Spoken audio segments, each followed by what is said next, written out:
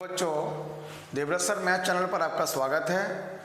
बच्चों, आज हम क्लास 12 फिजिक्स में फर्स्ट लेसन कूलाम का नियम तथा वैद्युत क्षेत्र की तीव्रता, इस लेसन में एक टॉपिक है वैद्युत द्विध्रुव के कारण किसी बिंदु पर वैद्युत क्षेत्र की तीव्रता। तो उसको आज हम सीखेंगे। तो चलिए शुरू करते हैं। तो टॉपिक है किसी वैद्युत द्विध्रुव के कारण किसी बिंदु पर वैद्युत क्षेत्र की तीव्रता। अर्थात आपके पास एक वैद्युत द्विध्रुव है। सबसे पहले हम क्या करेंगे, एक वैद्युत द्विध्रुव का चित्र बना लेंगे हम। तो ये हमारे पास एक वैद्युत द्विध्रुव है, उसके अक्ष पर हमें एक, मान लीजिए एक वैद्युत द्विध्रुव है। ये हमने एक वैद्युत द्विध्रुव बनाया है AB। इस वैद्युत द्विध्रुव के बिंदु A पर माइनस Q आवेश को रखना है और बिंदु B पर प्लस Q आवेश को रखना है। दोनों आवेशों के बीच की दूरी हम 12 मानते हैं। इसका मध्य बिंदु हम O मानते हैं। तो इस प्रकार ये L और ये L हो जाता है। अब इसके अक्ष पर इसके मध्य बिंदु से स्मॉल r दूरी पर कोई बिंदु P है। यहाँ हमें वैद्युत क्षेत्र की तीव्रता ज्ञात करनी है। इस बिंदु P की इसके मध्य बिंदु से दूरी स्मॉल r है। तो सबसे पहले ये चित्र को हमें बना लेना है। अब इसके थ्योरी को लिखना है। तो थ्योरी में सेम वैसे लिखना है, माना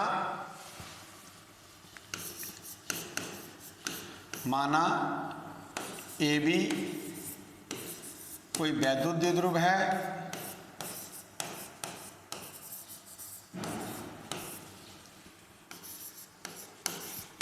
AB कोई वैद्युत द्विध्रुव है जिस पर बिंदु A पर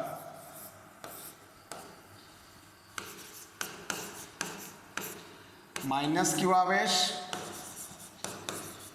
तथा बिंदु B पर प्लस Q आवेश स्थित है।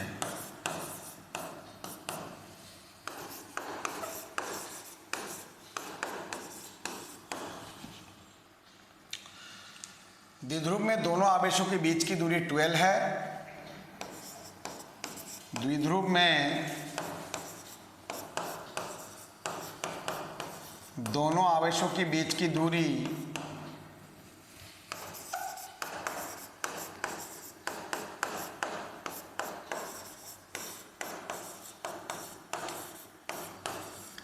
बीच की दूरी 12 है। द्विध्रुव का मध्य बिंदु O है।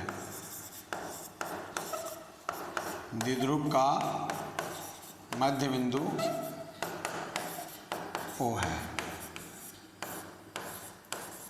ये तो हमने द्विध्रुव के बारे में लिख दिया है, ये इसकी थ्योरी है। अब आपको लिखना है द्विध्रुव के मध्य बिंदु O से स्मॉल r दूरी पर द्विध्रुव के अक्ष पर कोई बिंदु P है जहां हमें वैद्युत क्षेत्र की तीव्रता ज्ञात करनी है। तो सबसे पहले हम इस चीज को लिख लेंगे, इसको नोट कर लेंगे सब बच्चे। द्विध्रुव के मध्य बिंदु O से माना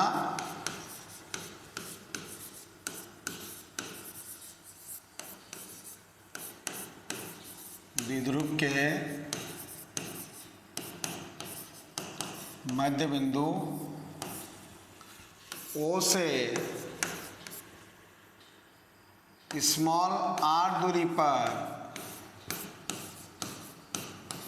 द्विध्रुव के अक्ष पर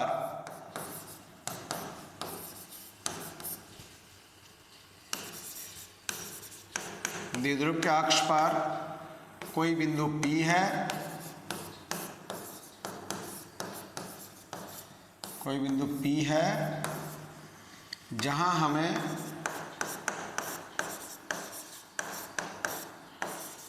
वैद्युत क्षेत्र की तीव्रता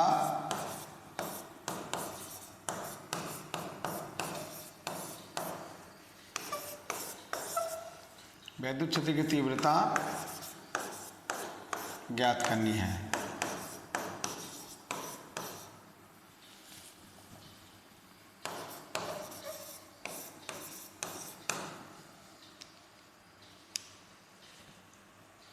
ये हमने नोट कर लिया। अब सबसे पहले माइनस क्यू आवेश के कारण ये मध्य बिंदु से r दूरी पर ये बिंदु P लिया। यहाँ पर हमें इस वैद्युत द्विध्रुव के कारण वैद्युत क्षेत्र की तीव्रता ज्ञात करनी है। अब इस माइनस क्यू आवेश के कारण बिंदु P पर निकालेंगे पहले हम वैद्युत क्षेत्र की तीव्रता, फिर प्लस क्यू आवेश के कारण बिंदु P पर निकालेंगे वैद्युत क्षेत्र की तीव्रता, फिर हम दोनों के कारण नेट वैद्युत क्षेत्र कितना है वहाँ पर ये निकालेंगे, तो आपका फॉर्मूला प्रूफ हो जाएगा। तो अब इसको नोट कर लेंगे, उसके बाद हम नेक्स्ट वाला पोर्शन करते हैं इसका। माइनस क्यू आवेश के कारण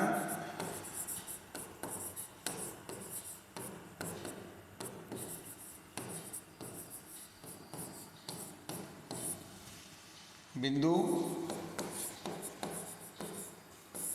P पर वैद्युत क्षेत्र की तीव्रता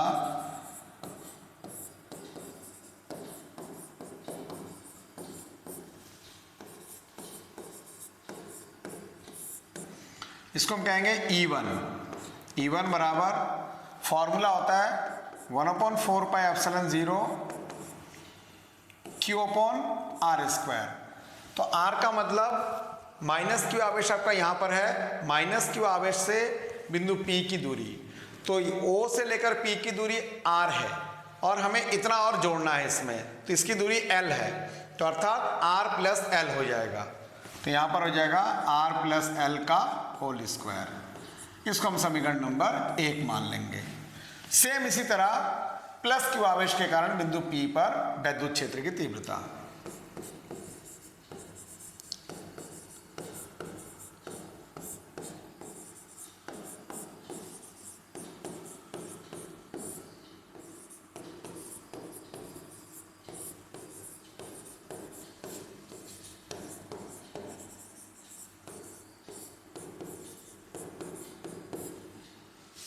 वैद्युत क्षेत्र की तीव्रता।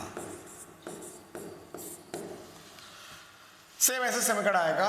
अब आपको प्लस क्यू आवेश से लेकर के बिंदु P तक की दूरी चाहिए, तो ये दूरी यहाँ से यहाँ तक की दूरी आपका स्मॉल r है और ये दूरी आपको l इसमें से घटा देना है, क्योंकि आपको यहाँ से लेकर यहाँ तक की दूरी चाहिए।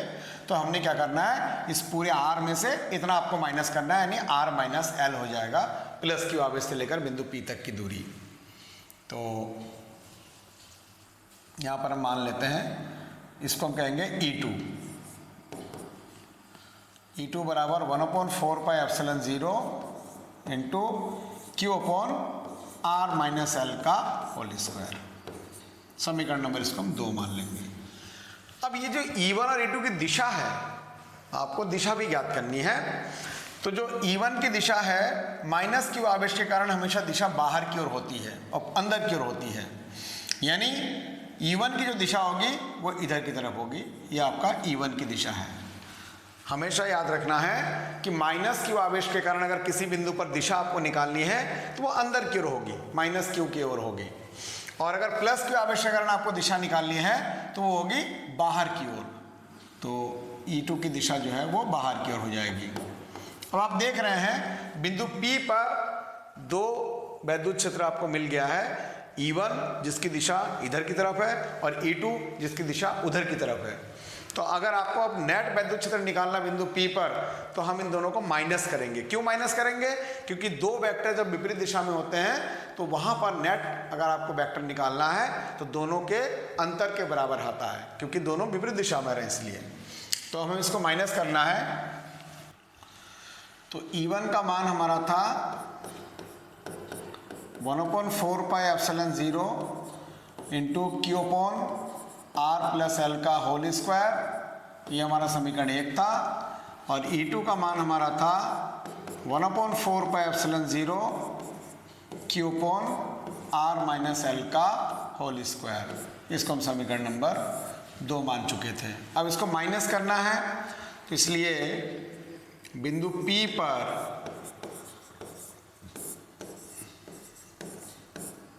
नेट वैद्युत क्षेत्र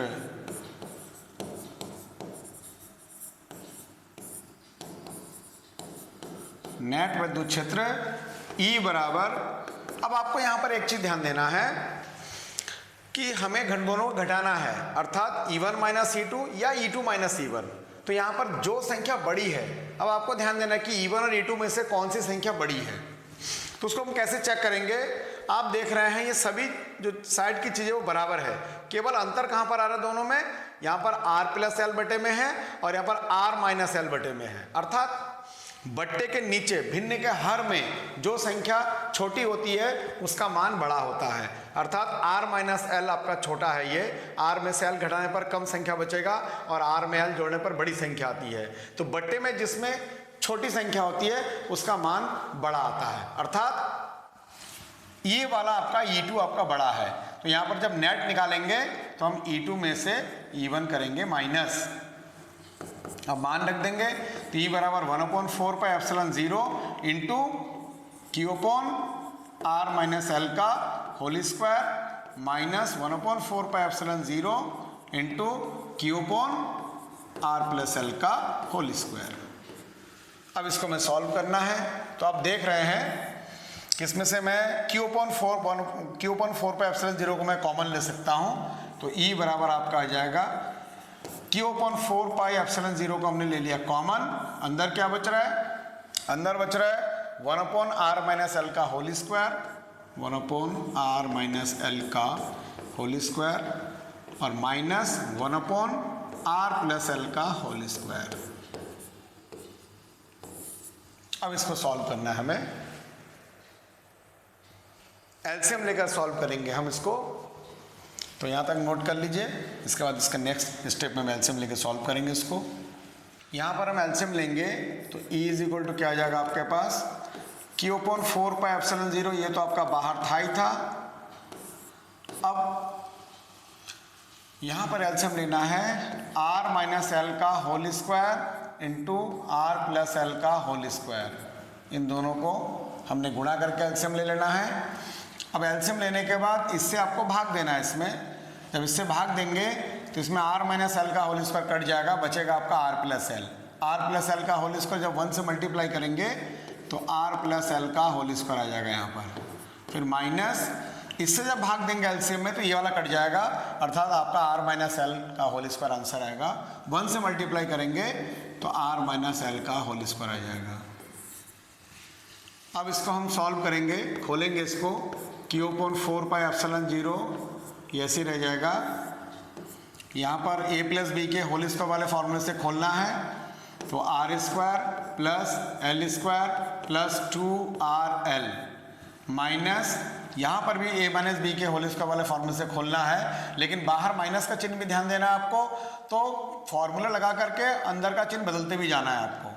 तो इसका हो जाएगा R square plus L square minus 2RL, तो अंदर का चिन्ह भी बदलना है आपको। तो minus R square minus L square plus 2RL आ जाएगा आपका ऊपर, और नीचे आ जाएगा यहाँ पे इन दोनों को जब मल्टीप्लाई करेंगे तो R square minus L square का होल स्क्वायर आ जाएगा, क्योंकि जब R प्लस एल और R माइनस एल को मल्टीप्लाई करेंगे तो R square minus L square आ जाएगा, और ये दोनों का स्क्वायर है वो एक साथ लेकर के इसका होल स्क्वायर आ जाएगा। इस तरीके से ऊपर और नीचे हमने सॉल्व कर लिया है। अब आप देख रहे हैं कि R स्क्वायर प्लस का है, इधर R स्क्वायर प्लस का माइनस का कट गया, इधर एल स्क्वायर प्लस का एल स्क्वायर माइनस का कट गया है। ऊपर आपका सिर्फ बचा 2RL और 2RL प्लस में, इन दोनों को हम जोड़ लेंगे तो आपका आ जाएगा, बाहर तो Q अपॉन 4 पाई एप्सिलॉन 0 बचता है और अंदर बचेगा 4RL upon R square minus L square का होल स्क्वायर। ये यहाँ पर बच जाता है आपका। और आपने क्या करना है, यहाँ पर जो L के जो उच्च घात है उसको आप छोड़ सकते हैं। यहाँ पर क्यों छोड़ेंगे L के उच्च घात को? क्योंकि R की तुलना में L का मान बहुत ही कम है, तो L के उच्च घातों को छोड़ने पर इसका मान नगण्य आ जाता है। तो L के उच्च घातों को छोड़ने पर, इसको नोट कर लीजिए, हमारे पास E बराबर आ चुका था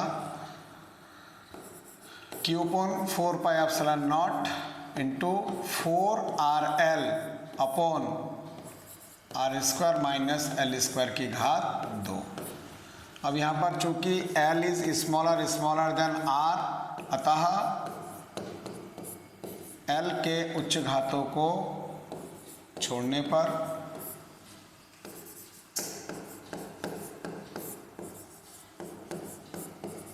एल के उच्च घातों को छोड़ने पर, जब छोड़ देंगे हम एल के उच्च घातों को तो एल स्क्वायर हमारा 0 हो जाएगा, शून्य हो जाएगा। इस तरीके से आपका E is equal to Q upon 4πε0 into 4RL upon R square का होल स्क्वायर बचेगा। अब यहाँ पर 4 को आप 2 इंटू 2 में चेंज कर सकते हैं, तो E is equal to Q upon 4πε0 into 2L और R को हमने अलग कर लिया और यहाँ पर 2 को भी अलग कर लिया हमने। इस 4 को 2 इंटू 2 में चेंज कर लिया और L ये है, R ये है और बट्टे में है R की घात 4।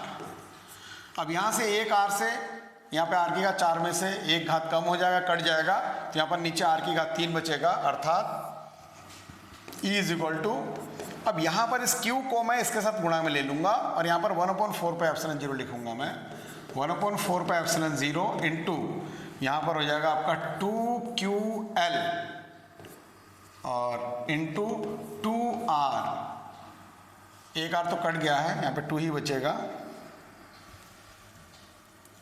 Upon R3।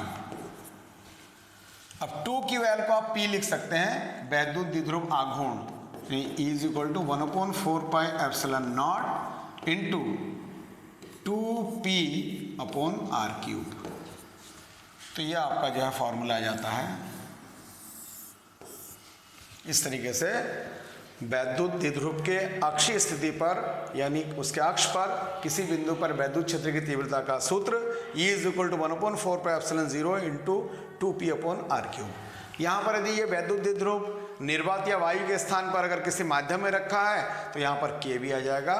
तो इस तरीके से फॉर्मूला आपका एक और बन सकता है, E is equal to 1/4πε0 K into 2P upon R3। ये आपका दोनों फार्मूला आप यूज़ कर सकते हैं। जब माध्यम में होगा तो यहाँ पर K आ जाएगा, जब निर्वात या वायु में होगा तो K नहीं आएगा, 1/4πε0 होगा। तो बच्चों आज की क्लास यहीं पर समाप्त करते हैं। रिवीजन के लिए सभी बच्चे वीडियो को बार बार आगे पीछे करके रिवाइज करें, देखें बार बार। सभी बच्चे दिव्यव्रत सर मैथ चैनल को सब्सक्राइब करें और साथ ही बेल आइकन को भी प्रेस करें ताकि जैसे मैं वीडियो अपलोड करता हूं सबसे पहले आपको प्राप्त हो सके। बच्चों वीडियो को लाइक करें, कमेंट करें और अपने साथी दोस्तों के साथ शेयर भी करें। जुड़े रहिए मेरे साथ। मिलते हैं नेक्स्ट वीडियो में। Thank you, take care.